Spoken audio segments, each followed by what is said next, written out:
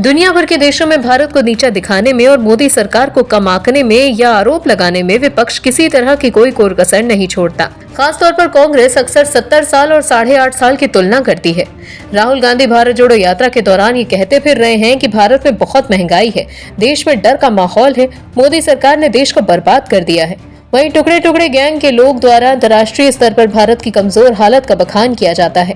मगर अब जो खबर आई है वो विपक्षी पार्टियों के होश उड़ा देगी। दरअसल एक तरफ दुनिया के विकसित देश इन दिनों गिरती हुई अर्थव्यवस्था और महंगाई से जूझ रहे हैं, वहां पर खाने पीने और रहने की लागत आसमान छू रही है। लेकिन विकसित देशों में बढ़ती हुई महंगाई के बीच भी महंगाई के मामले में भारत का प्रदर्शन काफी बेहतर है। SBI इकोरैप की रिपोर्ट में ये बात सामने आई है कि अमेरिका, यूके और जर्मनी जैसे कई विकसित देशों की तुलना में भारत में रहने, खाने और ऊर्जा के दाम में बढ़ोतरी काफी कम हुई है। बकौल SBI रिपोर्ट, भारत में महंगाई का दुष्प्रभाव अन्य देशों के मुकाबले कम रहा है। दरअसल रूस यूक्रेन युद्ध की शुरुआत के बाद से विकसित होती दुनिया और उभरती हुई अर्थव्यवस्थाओं में रहने की लागत में वृद्धि हुई है। लेकिन वैश्विक मुद्रास्फीति के बीच अनिश्चितता के युग में भारत का प्रदर्शन काफी बेहतर है। इकोरैप ने भारतीय 100 रुपए के आधार पर कई देशों में रहने की लागत का अध्ययन किया है। इस आधार पर कहा गया है कि अगर सितंबर 2021 में इन देशों में रहने की लागत 100 रुपए है, तो इसमें जर्मनी में 20 रुपए, ब्रिटेन में 23 रुपए और अमेरिका में 12 रुपए की वृद्धि हुई है।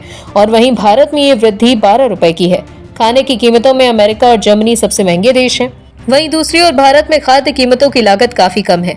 वहीं ऊर्जा कीमतों की बात की जाए तो अमेरिका में 12 रुपए, ब्रिटेन में 93 रुपए, जर्मनी में 62 रुपए और भारत में 16 रुपए की वृद्धि हुई है।